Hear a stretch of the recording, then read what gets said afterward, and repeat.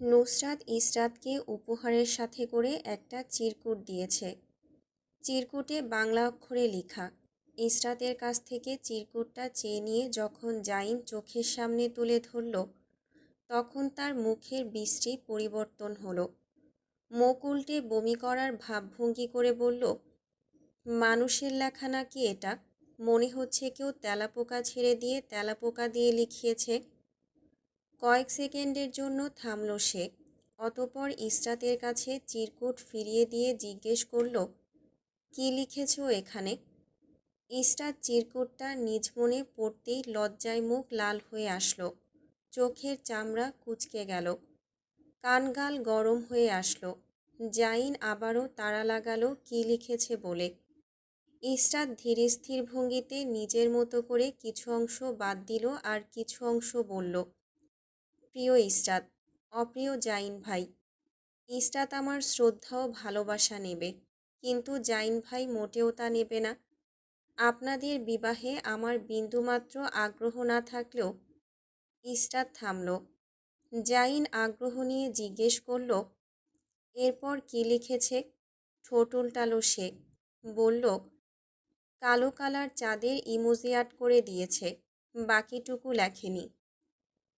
জাইনের আগ্রহ এক নিমিষে ধূলিসাৎ হয়ে গেল। ইশারায় বলল, পরেরটুকু পড়ুন। ইসরাত আবারও শুরু করল, তো ওই কথা অর্ধেক থাক, বেশি বোঝার প্রয়োজন নাই। কি বলছিলাম আমি? হ্যাঁ, যা বলছিলাম।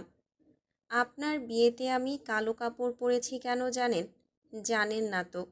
জানারও দরকার নাই। বেশি জানাশোনা হয়ে গেলে ধরণীর বুকে তার জীবনই ফুরিয়ে আসে। তবুও জানিয়ে দিচ্ছি, মানুষ শোক দিবসে কালো কাপড়ই পরে। আপনাদের আমি 2টো টিকিট দেব মালয়েশিয়া যাওয়ার জন্য। সোজা ভাষায় বললে হানিমুনে যাওয়ার জন্য। আপনারা দুজন সেখানে গিয়ে ঘুরে আসুন কয়েকদিনের জন্য। মালয়েশিয়ার টিকিট আছে খামের ভেতর। জাইন ঝটপট খাম খুলতেই বেরিয়ে এলো 2টো কাগজের টুকরো। তার উপর বাচ্চাদের মতো এবড়ো থেবড়ো হাতে লেখা, মালয়েশিয়ার টিকিট। না চাইতেও জাইনের মুখ দিয়ে বেরিয়ে এলো, এটা কি?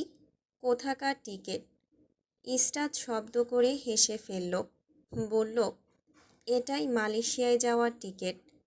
টিকিটের পেছনে লেখা বাংলা অক্ষরে, বিকিনি পরে জাইন ভাইকে সারপ্রাইজ দিয়ে একদম হুঁশ উড়িয়ে দিস, তাহলে জাইন ভাই খুশি হয়ে আমাকে টাকা দেবে। টাকা এত সুন্দর একটা উপহার দেওয়ার জন্য। আর মোটেও আমাকে অশ্লীল বলবি না। আমি অশ্লীল সেটা আমি জানি। হে হে। আরশ ভ্রু গোছালো সামান্য। চোখ দুটো কুঁচকে তাকিয়ে রইল কিছুক্ষণ। তীক্ষ্ণ চোখে চেয়ে জিজ্ঞেস করল, তুই জানলি কেমনে? নুসরাত সে কথার উত্তর দিল না। মৃদু হাসল ঠোঁটের কোণ বাঁকিয়ে।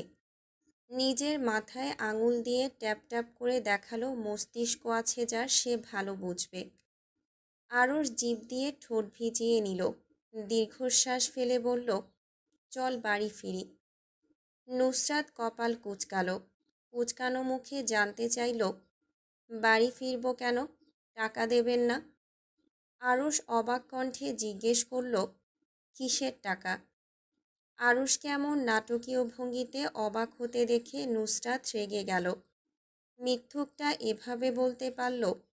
ক্ষোভে লাল হওয়া মুখ নিয়ে কতক্ষণ চেয়ে থেকে বলে উঠল, টাকা দেবেন না যখন, তাহলে কেন বলেছিলেন দেবেন? কখন? কোথায়? কোন সময়?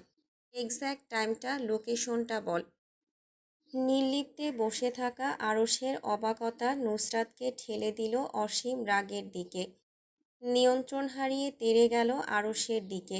কিছু বুঝে ওঠার আগেই 2 হাতে চুল চেপে ধরল।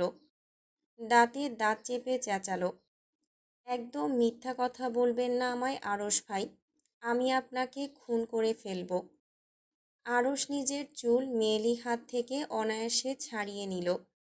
এক হাতে চেপে ধরে হিসহিসালো, দেখি, খুন কর, তোর সাহস কত দেখব আজ। অর্ধে অন্ধ হয়ে আসলো মেয়েটা, চোখ গলায় অসহায়ত্ব। আপনি আমার সাথে এমন করতে পারেন না। আপনি না আমার ভাই? কথা শেষে আরুষের মোবাইলটা ছো করে নিয়ে নিল নিজের হাতের মুঠোয়। কভার খুলে কার্ড বের করতে করতে বলল, এর ভেতরে সব টাকা আমার। আরুষ রাগ করল, বলল, আচ্ছা। খাটিয়া থেকে নেমে নুসরাতের হাত চেপে ধরল। গাড়ির দিকে হাঁটল ভাবলেশীন ভঙ্গিতে। পেছন থেকে নুসরাত উকি দিয়ে ডাকল, আরুষ ভাই। হুম। আপনার ইনকাম সোর্স কি? আরুষ ঘাড় বাঁকিয়ে পেছনে ফিরল। দেখল নুসরাতের উচ্ছ্বসিত চেহারা। উত্তর না দিয়ে চুপচাপ হাঁটতে লাগলো সম্মুখে।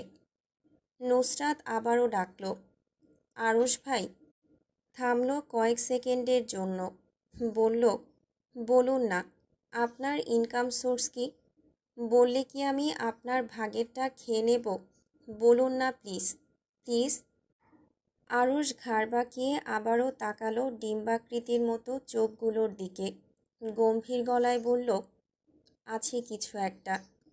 নুসরাত চিরবিরিয়ে উঠল, আছে মানে কি? আছেটা কি সেটাই তো জানতে চাচ্ছি। আরুষ উত্তর দিল না, হয়তো প্রয়োজন বোধ করল না। চোখ মুখ কঠিন করে বলল, এত জেনে কী লাভ হবে? তাই বলে কিছু বলবেন না? না। আরুষ ফ্রন্ট সিটের দরজা খুলে দিল। ইশারায় দেখালো ভেতরে বসার জন্য। নুসরাত সিটে বসতেই আরুষ ড্রাইভিং সিটে গিয়ে বসল। গাড়ি স্টার্ট দিতেই নুসরাত বিড়বিড় করল, শালা আস্ত খাটাস, মনে হয় সুদ ঘুষ খায়। আরুষ ঘাড় বাঁকিয়ে একবার নুসরাতকে দেখে গাড়ি চালানোতে মনোযোগী হলো। গাড়ি কংক্রিটের রাস্তা দিয়ে নরম আলোয় ঝিকিমিকি খেলায় রপ্ত ধুলো মারিয়ে এগিয়ে চলল। মেইন রোডে উঠে আসতেই নুসরাত কিছু একটা দেখে চেঁচালো, আরুষ ভাউ, গাড়ি থামান। আরুষ গাড়ি থামাতে থামাতে নুসরাত দরজা খুলে হন্তদন্ত পায়ে দৌড়ালো মেইন রোডে চলাচলরত গাড়ির সামনে দিয়ে। অতঃপর হারিয়ে গেল রাস্তার ওপাশে। আরুষ গাড়ি একপাশে পার করে রেখে বের হলো মুখে ওয়ান টাইম মাস্ক লাগিয়ে। চোখ মুখ কুঁচকে অপেক্ষা করল রোড পরিষ্কার হওয়ার। গাড়ি কমে আসতেই ধীর পায়ে আগালো সামনে। যতক্ষণে গিয়ে রাস্তার ওপাশে পৌঁছালো ততক্ষণে দেরি। নুসরাত মাটিতে গড়াগড়ি খেয়ে পেঁজা তুলোর মতো সাদা মোলায়েম দেখতে খরগোশের ভিডিও তৈরি করছে। বিভিন্ন অঙ্গভঙ্গিতে ছবি তুলছে তাদের। তখনও পেছনে এসে শটান হয়ে দাঁড়ানো আরুষকে দেখেনি। খরগোশের দোকানদারের দিকে তাকিয়ে হাস্যরস মুখে জিজ্ঞেস করল, খরগোশগুলোর দাম কত? একটা মহিলা খরগোশ আর একটা পুরুষ খরগোশ, দুটো 1200 টাকা।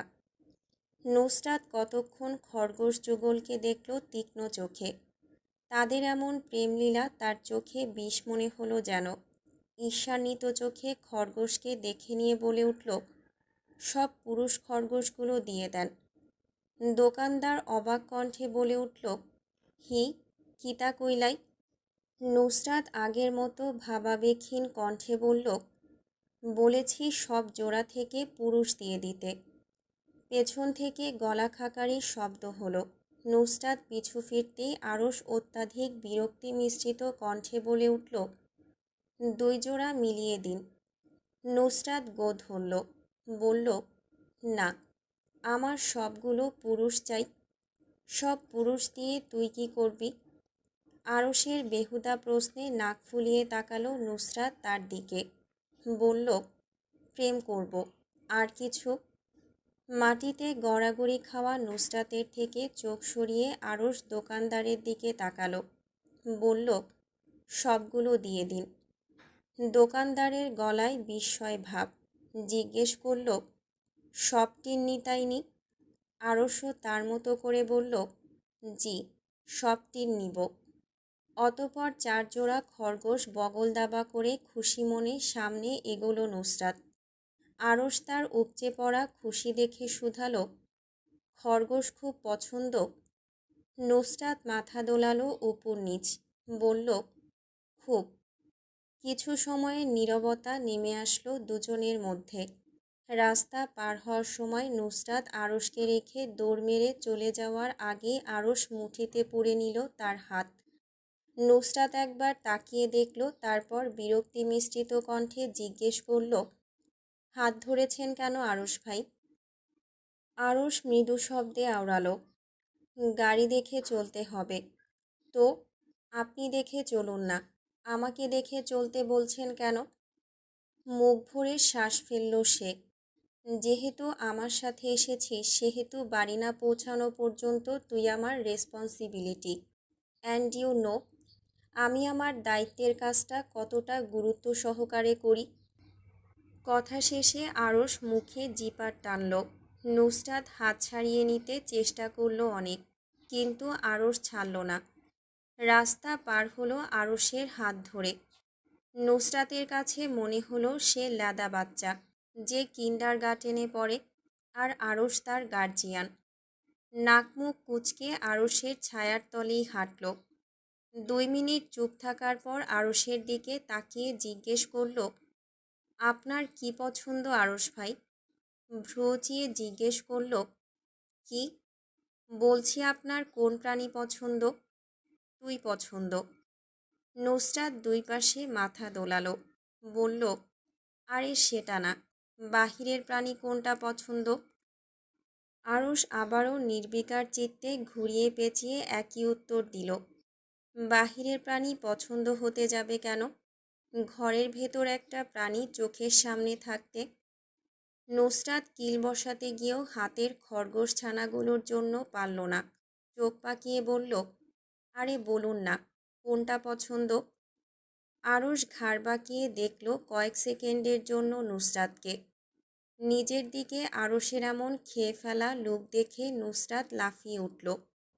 চোখ সরান, চোখ সরান, এভাবে তাকাতে না করেছি না কতদিন, চোখ সরান। আরশ চোখ সরালো না, গ্রীবা বাঁকিয়ে ঝুঁকে আসলো। নুসরাতের কানের কাছে সামান্য ঠোঁটের স্পর্শ লাগলো কানের লতিতে, তবুও ভাবাবেগ হলো না তার। গলার আওয়াজ খাদে নামিয়ে হিসিয়ে আওড়ালো, সোয়ান। অতপর সেকেন্ড কয়েক সময় নিল। গুরুগম্ভীর কণ্ঠ বজায় রেখে রাশভারী গলায় জিজ্ঞেস করার মতো করে বলল, do you know what is swan, my beloved rabbit? Arsh নুসরাতের উত্তরের অপেক্ষা করল না, সোজা হয়ে দাঁড়ালো। যেমন বিরক্তি আর নির্লিপ্ততা নিয়ে সে নুসরাতের সম্মুখে দাঁড়িয়েছিল, তেমন করে গাড়িতে গিয়ে বসে পড়ল। যেতে যেতে শক্ত করে গাল টেনে দিল 2 দিকে। ব্যথায় চোখ দুটো ভরে উঠল। ঝাঝালো ব্যথায় মুখ চোখা করে থু করে একদলা থুতু কংক্রিটের রাস্তায় ফেলতেই দেখল মিটিমিটি রক্তের আবির্ভাব। মুখ কুঁচকে গালি দিল, শালা মাইনকার নাতি। সে ওখানে দাঁড়িয়ে থেকে অনেকক্ষণ গালাগাল করল আরশকে। জানতেও পারল না, এমনকি টেরও পেল না। কথা শেষে আরশ কি সূক্ষ্মভাবে তার চুলের ভাঁজে চুমু খেয়েছে। শাহেদ খান আর রুমি খান এসেছেন মাহাদিকে ফিরিয়ে নিয়ে যাওয়ার জন্য। তাদের আপ্যায়নে কমতি রাখা হচ্ছে না। বন্ধুর সাথে গল্প শেষে আসরের নামাজের জন্য বাড়ি থেকে বের হলেন হেলাল সাহেব। শাহেদ খানকে নামাজে যাওয়ার কথা বললেও তেমন একটা আগ্রহ দেখালেন না, তাই বন্ধুকে বাসায় রেখেই টুপি মাথায় দিয়ে বাড়ির চৌকাঠ পেরিয়ে বের হলেন। নাসির মঞ্জিলের সামনের গাছগুলোতে নুসরাত পানি দিচ্ছিল মনোযোগ সহকারে। হেলাল সাহেবকে বের হতে দেখে একবার তাকিয়ে আবারও অবজ্ঞা করার মতো না দেখা করল। হেলাল সাহেব নিজেও কিছু বললেন না। গেট লক করে পিছু ঘুরতেই ভূতের মতো চোখের সামনে উদয় হলো একজন ফকির। হাত পেতে কিছু টাকা চাইল। হেলাল সাহেব কৃপণতা করলেন না। পাঞ্জাবির পকেট থেকে 100 টাকার কড়কড়ে একটা নোট বের করে ধরিয়ে দিলেন। মসজিদের উদ্দেশ্যে পা বাড়াতেই গা জ্বালানো কথা ভেসে এলো, এত দান সদগা করে লাভ কি? আপনজনের তো হৃদয় পুড়িয়ে ছাই করে দিয়েছেন, কবুল তো হবে না এসব। সহসা হেলাল সাহেবের পা থামল। তড়াক করে পিছু ফিরে জিজ্ঞেস করলেন, তোর কোনো সমস্যা আমি দান করলে? নুসরাত রাগ করল, আমি কখন বললাম আমার সমস্যা? আশ্চর্য। 2 পা আগালেন ভদ্রলোক। কপাল কুঁচকে জিজ্ঞেস করলেন, তাহলে খুঁচিয়ে খুঁচিয়ে কথা বলছিস কেন? নুসরাত নিরুদ্বেগ ভঙ্গিতে দাঁড়িয়ে রইল। হাতের পট্টা দ্বারা পানি দিতে দিতে বলল, হাদিসের আলোকে বলেছি। হাদিস জানেন না আপনি? না, জানি না। সব তুই জানিস। কথা শেষ করে ধূপধাপ পা ফেলে সামনে এগোলেন। নুসরাত পেছন থেকে আবারও ডাকল, শ্রদ্ধেহ আব্বার ভাই, ইসরাতের শ্বশুর। হেলাল সাহেবের পা থামল। নাক মুখ ফুলিয়ে দীর্ঘশ্বাস ফেললেন। বিড়বিড় করলেন, মানুষের কোনো আকৃতি নেই এই মেয়ের ভেতরে। নুসরাত শুনে ফেলল। বলল, কোথায় মানুষের আকৃতি নেই? সব দিকেই তো মানুষের আকৃতি আছে। হাত পা এগিয়ে দেখালো, অতঃপর নাক চেপেও দেখালো। আকস্মিক হেলাল সাহেব জোরালো গলায় চেঁচিয়ে উঠলেন, তুই নাক দেখিয়ে কি বোঝাতে চাচ্ছিস? তোর নাক আছে আর আমার নেই। তোরটা সরু, আমারটা মোটা। নুসরাত বিস্মিত চোখে তাকালো, মিনমিন করল, সেটা কখন বললাম? মাত্রই বলেছিস, মাত্রই। নুসরাত শব্দ করে হেসে ফেলল। বলল, বাচ্চাদের মতো করছেন কেন আপনি? নুসরাতের কথায় আরও জোরে চেঁচিয়ে উঠলেন হেলাল সাহেব, বাচ্চাদের মতো করব না তো কি করব? তুই আমার নাক নিয়ে ঠাট্টা করছিস, আর আমি বসে বসে দেখব? তো আপনার নাক মোটা সেটা আপনি কি অস্বীকার করতে পারবেন? তোর কোনো সমস্যা আমার নাক মোটা হলে? আমি কখন বললাম? আমার সমস্যা হচ্ছে নাক পটেটোর মতো আপনার। সমস্যা হওয়ার কথা তো আপনার। হেলাল সাহেব কথায় পেরে উঠলেন না, তাই গুরুম গুরুম ডাকিয়ে চলে গেলেন। নুসরাত চেয়ে থাকলো ওনার যাওয়ার দিকে। বাতাসের সাথে উচ্চস্বরে ভেসে এলো, এত বেয়াদব মেয়ে তো এই বংশে একটাও নেই। এটা কার মতো বেয়াদব হয়েছে আল্লাহই ভালো জানে। নুসরাত গাছের গোড়া থেকে দুর্বাঘাস ছেঁটে ফেলতে ফেলতে বলল, একদম আপনার মতো হয়েছি। আমাদের দুজনের কত মিল বড় আব্বু। দেখুন, দুজনেই আমরা ধান্দাবাজ। দুনিয়ার সব আকাম কুকাম করে আল্লাহর ঘরে টাকা দিয়ে নামাজ পড়ি। মাগরিবের পর থেকে নাসির মঞ্জিল নুসরাতের চিৎকারের ধমকে কেঁপে উঠছে। পা দুই দিকে ছড়িয়ে বসে মাথায় হাত দিয়ে আঘাত করছে আর কাঁদছে। নুসরাতের মেকি কান্নায় সকলের দুঃখ লাগার থেকে বিরক্ত লাগছে বেশি। পুরো বাড়ি মাথার উপর তুলে রেখেছে সে। মাহাদি নিজেও নুসরাতের দুঃখে কষ্ট পাচ্ছে। চোখ মুখে স্পষ্ট ফুটে উঠেছে কষ্টের ছাপ। নুসরাতের মরা কান্না দেখে যখন নাজমিন বেগম জিজ্ঞেস করলেন কি হয়েছে, তখন নুসরাত যা উত্তর দিল তা শুনে মেজাজ আরও খারাপ হয়েছে ওনার। আইডি হ্যাক হয়ে যাওয়ায় কেউ এমন মরা কান্না জুড়তে পারে তা ভেবে পেলেন না তিনি। নুসরাতের হাই-হুতাশ এক পর্যায়ে আরও বৃদ্ধি পেল। আরশ পাশে বসে তার কান্নাকাটি দেখছিল। চিৎকারের গতি যখন কমে আসলো, আপেলে কামড় বসিয়ে ভীষণ ব্যথিত স্বরে বলল, সুন্দরী তো লাগছিল জোরে জোরে কান্না করছিলি যখন, এখন কেমন পানসে পানসে লাগছে। নুসরাত পিছু ফিরল। আরশকে জিজ্ঞেস করল, আরও জোরে চিৎকার দেব? হ্যাঁ। আরশের উৎসাহে নুসরাত গলা ফাটিয়ে আরও জোরে চিৎকার দিল। গলার আওয়াজ রুম হতে মিলিয়ে যাওয়ার পূর্বে নাজমিন বেগমের জুতো জোড়া এসে পড়ল নুসরাতের কোলের উপর। দূর থেকে দেখা গেল রাগে ক্ষোভে তপ্ত হয়ে এগিয়ে আসা নাজমিন বেগমকে। গলা ফাটিয়ে গালি দিলেন, চুতমারানির মেয়ে, আজ তোর একদিন কি আমার একদিন। চুলের মুঠি ধরে ঠাস করে জুতার বাড়ি বসাতে যাবেন তার পূর্বেই নুসরাত লাফ দিয়ে গিয়ে আরশের পিছনে দাঁড়িয়ে গেল। সহসা জুতার বাড়ির হাত থেকে নুসরাত বেঁচে গেলেও আরশ নিজের কাঁধ বাঁচাতে পারল না। গায়ের চামড়া জ্বলে উঠল বাড়ির প্রকোপে। চোখ মুখ কুঁচকাল। মুখ দিয়ে বেরিয়ে আসলো ব্যথিত স্বর, আহ